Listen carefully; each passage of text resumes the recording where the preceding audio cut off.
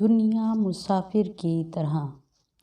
عبداللہ بن مسعود رضی اللہ تعالیٰ عنہ کہتے ہیں کہ نبی اکرم صلی اللہ علیہ وآلہ وسلم ایک چٹائی پر لیٹے تو آپ کے بدن مبارک پر اس کا نشان پڑ گیا۔